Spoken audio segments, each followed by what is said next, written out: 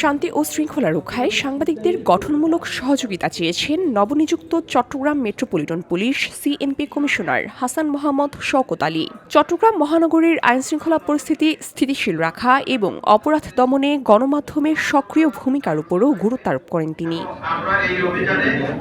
বৃহস্পতিবার দুপুরে Dampara police লাইনস্থ CNP সম্মেলন কক্ষে আয়োজিত মিট দ্য প্রেস অনুষ্ঠানে সাংবাদিকদের সঙ্গে মতবিনিময়কালে এ আহ্বান জানান কমিশনার। সিএনপি কমিশনার হিসাবে সদ্য দায়িত্ব গ্রহণ করা হাসান মোহাম্মদ শওকত আলী বলেন, চট্টগ্রাম একটি গুরুত্বপূর্ণ বাণিজ্যিক নগরী। জননিরাপত্তা নিশ্চিত করা এবং পুলিশের সেবা সাধারণ মানুষের দরগড়ায় পৌঁছে দেয়াই আমাদের প্রধান লক্ষ্য। এক্ষেত্রে গণমাধ্যম কর্মীদের তথ্য ও পরামর্শ আমাদের কার্যক্রমকে আরও গতিশীল করবে।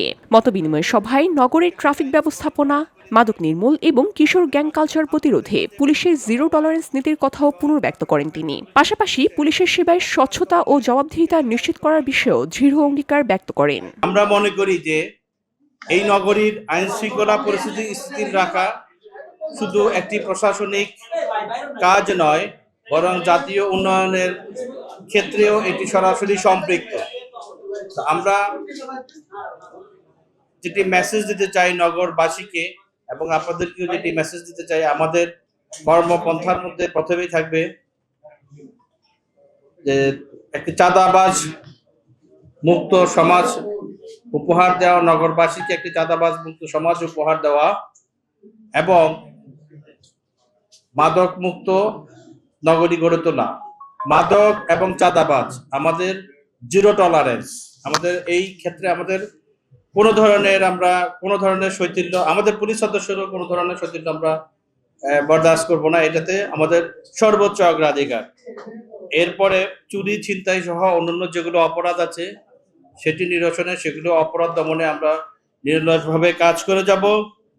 সন্ত্রাস দমন, অবৈধ অস্ত্র উদ্ধার এবং সন্ত্রাসীদের গ্রেপ্তারে বিশেষ অভিযান পরিচালিত হবে। আমরা একটা ক্লাস প্রোগ্রাম নেব এবং এর মাধ্যমে আমরা সর্বোচ্চ প্রচেষ্টা চালাবো নগরীকে অপরাধ মুক্ত রাখার। তিনি আরও জানান, সাধারণ মানুষ যেন থানায় গিয়ে কোনো ধরনের হয়রানির শিকার না হন সে বিষয়ে কঠোর নজরদারি রাখা হবে। সভায় চট্টগ্রামের বিভিন্ন জাতীয় ও আঞ্চলিক গণমাধ্যমের জ্যেষ্ঠ সাংবাদিক এবং ইলেকট্রনিক মিডিয়ার প্রতিনিধিরা উপস্থিত ছিলেন। এ সময় সাংবাদিকরা নগরের বিভিন্ন সমস্যা ও আইনশৃঙ্খলা পরিস্থিতির উন্নয়নে কমিশনারের দৃষ্টি আকর্ষণ করলে তিনি তা গুরুত্ব সহকারে বিবেচনার জন্য আশ্বাস দেন। নগরবাসী সহ আপনারা যারা আমার ভিউডি বাংলা নিউজ ডেস্ক। আমি আপনাদের সবার সর্বাত্মক সহযোগিতা কামনা করছি।